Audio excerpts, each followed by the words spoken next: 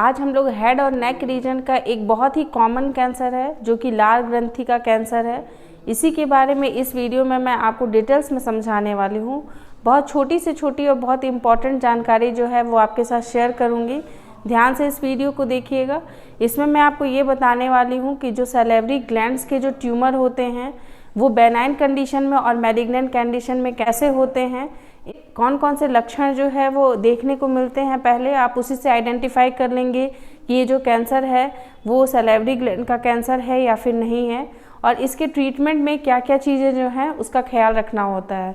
तो इस वीडियो को अंत तक देखिएगा। कोई मन में क्वेश्चन हो तो प्लीज़ कमेंट कीजिएगा, बहुत जल्द आपका आंसर करेंगे। हेलो दोस्तों, कैसे हैं आप सब। मैं आपकी डॉक्टर ज्योति पांडे। हेड और नेक रीजन का सबसे कॉमन कैंसर जो होता है उसमें से एक कैंसर है वो है सैलिवरी ग्लैंड्स का कैंसर। तो ये लार की जो ग्रंथियां होती हैं वो मुख्यतः 3 ग्रंथियां जो होती हैं वो मेजर होती हैं जो हमारे फेस में पाई जाती हैं। उसमें से सबसे कॉमन जो ग्रंथि होती है वो है पैरोटिड ग्लैंड। ये पैरोटिड ग्लैंड जो होती है वो कान के जस्ट यहाँ पे पास में यहाँ पे होती है, और अगर इसकी मुंह में ओपनिंग अगर हम लोग देखेंगे तो ऊपर का जो हाथ होता है, जो पहला जो मोलर होता है, वहाँ पे इस डक्ट की जो है वो ओपनिंग होती है। इस ग्लैंड में अगर आप किसी की हिस्ट्री लेंगे तो उसमें 10% ऐसे चांसेस होते हैं कि पेशेंट की कोई हिस्ट्री होती है टोबैको खाने की या फिर गुटखा की, स्मोकिंग ड्रिंकिंग ऐसी कोई लत होती है। वरना 90% केसेस ऐसे देखे जाते हैं जिसमें कि किसी भी पेशेंट को कोई हैबिट ही नहीं होती है। तो पैरोटिड ग्लैंड के जो ट्यूमर होते हैं, जो कैंसर होते हैं, वो 2 कंडीशंस में देखे जाते हैं। एक होता है बेनाइन कंडीशन। बेनाइन कंडीशन का मतलब ये होती है कि जब कैंसर जो होता है वो सिर्फ हमारे पैरोटिड ग्लैंड तक ही है, वो उसके स्प्रेड होने के चांसेस जो हैं वो बिल्कुल भी नहीं होते हैं। वो एक ही तरफ जो है वो आपके ग्लैंड के पास जो है वहीं पे स्वेलिंग के रूप में आपको दिखाई देते हैं। उसमें से एक कॉमन सा कैंसर का नाम है जिसे कि हम लोग प्लियोमॉर्फिक एडिनोमा के नाम से जानते हैं। सेकेंड जो कंडीशंस होती है वो होती है मैलिग्नेंट कंडीशन। मैलिग्नेंसी का मतलब ये हो गया यहाँ पे कि ये जो ग्लैंड के जो कैंसर होते हैं पहले स्टार्टिंग में ये पैरोटिड ग्लैंड में होंगे, फिर वो आपके नेक रीजन तक स्प्रेड कर सकते हैं। नेक रीजन के बाद फिर वो आपके लंग्स तरफ जो है उधर भी स्प्रेड कर सकते हैं। मतलब इसमें स्प्रेड करने के चांसेस जो होते हैं वो ज़्यादा होते हैं, इसीलिए इसको कार्सिनोमा कैंसर ऐसे भी बहुत सारे नामों से इसको जाना जाता है। इसकी बहुत सारी वैरायटी होती है। उसमें से एक है जैसे कि म्यूको एपिडर्माइड कार्सिनोमा। इसमें कई ग्रेड होते हैं, लो ग्रेड होता है, हाई ग्रेड होती है। जैसे कि जो पैरोटिड ग्लैंड होती है उसको जैसे एक डीप लेयर है उसका और एक सुपरफिशियल लेयर होता है। जब स्टार्टिंग में किसी भी पेशेंट को कान के आगे की तरफ कोई स्वेलिंग या कोई गांठें अगर महसूस होती हैं और वो अगर हेड नेक स्पेशलिस्ट के पास अगर वो जाते हैं, बाद में जब उनका चेक किया जाता तो ऐसा महसूस होता है जैसे कि कोई चर्बी की गांठें हैं, कोई लाइपोमा है, तो उन्हें मेडिसिन दे करके उन्हें वेट करने के लिए कहा जाता है। बट अगर वहाँ पे 1 या 2 वीक अगर हो जाए और आपके जो लाइपोमा हैं अगर वो हट नहीं रहे हैं, ख़त्म नहीं हो रहे हैं, तो फिर आपको जो ऑन्कोलॉजिस्ट होते हैं उनके पास आपको मिलने की आवश्यकता होती है, जिससे कि अगर ये जो मैलिग्नेंसी वाला जो आपको पैरोटिड ग्लैंड का जो ट्यूमर स्टार्ट हो चुका है उसकी सुपरफिशियली लेयर जो होता है उसको कट करके पूरी तरीके से उसको हटा दिया जाए। नहीं तो अगर थोड़े से भी ज़्यादा अगर वो स्प्रेड होते हैं तो वो आपके डीपर लेयर तक वो फैल सकते हैं, जिससे कि पूरे के पूरे पैरोटिड ग्लैंड को रिमूव करना पड़ सकता है। पैरोटिड ग्लैंड जो होती हैं उनसे मिली होती हैं फेशियल नर्व। ये फेशियल नर्व जो होती है कुछ इस तरीके से जो होती है वो फेस में फैली हुई होती हैं, जो कि आपके जो हेड वाला एरिया है, नाक का एरिया है, लोअर लिप है, अपर लिप है, ये सारे जितने भी एरिया होते हैं वहाँ पे नर्व सप्लाई का काम करती हैं।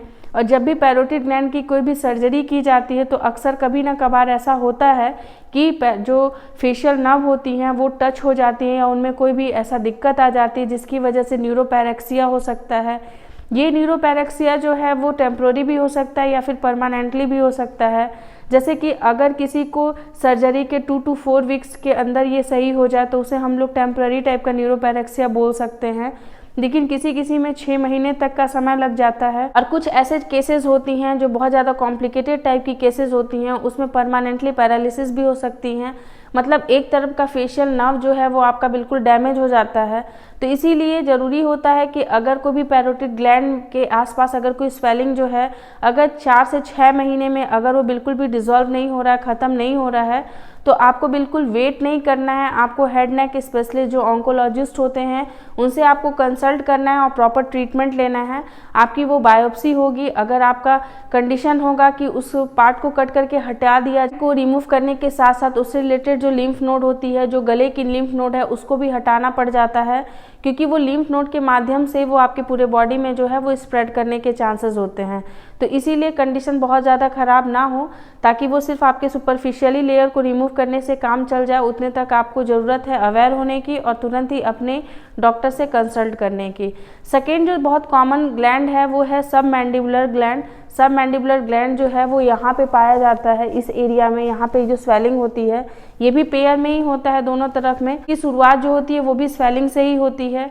एक बहुत ही कॉमन स्टोन जो है वो हम लोग सब जानते हैं कि पेट में स्टोन होता है, गॉल ब्लैडर में स्टोन होता है, लेकिन हमारे लार की जो ग्रंथियाँ होती हैं उसमें भी स्टोन पाया जाता है। स्टोन होने के बहुत सारे रीजन हो सकते हैं। इसको हम लोग सैलोलिथियासिस कहते हैं।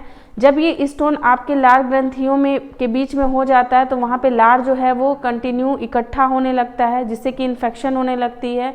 लार का जो फ्लो होता है वो प्रॉपर नहीं होने पाता है, इससे भी इन्फेक्शन होने के चांसेस होते हैं। तो जब आप डॉक्टर के पास जाते हैं तो डेंटिस्ट जो हैं वो आपके लिए कुछ एंटीबैक्टीरियल मेडिसिन चलाते हैं, कुछ आपके लिए ऐसे मेडिसिन चलाए जाएंगे जिससे कि आपका लार का फ्लो जो है वो अच्छे से होने लगता है। उसके बाद ऐसा लगता है जैसे प्रॉब्लम जो है वो सब सॉल्व हो गई है, लेकिन कभी कभी ऐसा होता है कि ये प्रॉब्लम सॉल्व होने के बजाय जो है कंडीशंस और ख़राब हो सकती हैं और वो भी ट्यूमर का रूप ले सकती हैं। तो इसीलिए अगर आपके लार ग्रंथियों में अगर कोई स्टोन अगर हो रहा है और अगर एक तरफ स्टोन जो है वो अगर बार बार डिटेक्ट होता है तो आपका उसका बायोप्सी कराने की आवश्यकता पड़ती है, जिससे कि डिटेक्ट हो सके कि कहीं ये कोई ट्यूमर का रूप तो नहीं ले रहा है। एक लास्ट जो ग्लैंड होती है जिसे कि हम लोग सबलिंगुअल ग्लैंड बोलते हैं, ये भी पेयर में होती हैं और यहाँ पे जो जीभ होती है उसके जस्ट नीचे जो है वो दिखाई देती हैं। आपको बाहर की तरफ से अगर आप देखेंगे तो आपको यहाँ पर स्वेलिंग जो है वो महसूस होगा। अगर टच करने पर वहाँ पे अगर गांठें महसूस होती हैं तो ऐसा हो सकता है कि उसमें कोई इन्फेक्शन हो रहा है।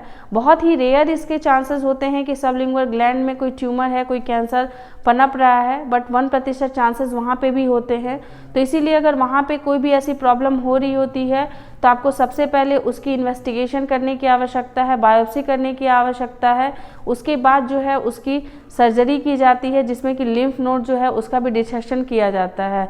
तो इस तरीके से आपका जो है सबसे कॉमनेस्ट अगर कोई सैलिवरी ग्लैंड का कैंसर होता है तो वो होता है पैरोटिड ग्लैंड का कैंसर। बाकी जो सब मैंडिबुलर और सबलिंगुअल ग्लैंड के जो कैंसर होते हैं वो बहुत ही रेयर फॉर्म में होते हैं, बहुत ही कम चांसेस होते हैं उसके होने के। तो इसीलिए अगर कोई भी हैबिट्स है तो भी आपको अगर कोई स्वेलिंग होती है पैरोटिड ग्लैंड के आसपास वाले एरिया में तो तुरंत ही आपको जांच करने की आवश्यकता है। अगर कोई टेम्पररी स्वेलिंग है, कोई इन्फेक्शन या कोई वायरल इन्फेक्शन या बैक्टीरियल इन्फेक्शन की वजह से अगर कोई स्वेलिंग होती है तो वो मैक्सिमम 8 से 10 दिनों में बिल्कुल ठीक हो जाती है, लेकिन अगर उससे ज़्यादा अगर दिनों से स्वेलिंग है तो बिल्कुल उसकी जाँच की आवश्यकता होती है। तो आई होप कि आपको ये वीडियो अच्छा लगा होगा, समझ में आया होगा। मन में कोई क्वेश्चन होगा तो कमेंट कीजिएगा। ऐसे इन्फॉर्मेटिव वीडियोस आपके साथ हमेशा शेयर करते रहेंगे, लाते रहेंगे नए नए वीडियोस। तब तक के लिए अपना ख्याल रखिएगा, अपने आसपास के लोग का ध्यान रखिएगा। Take care, bye bye.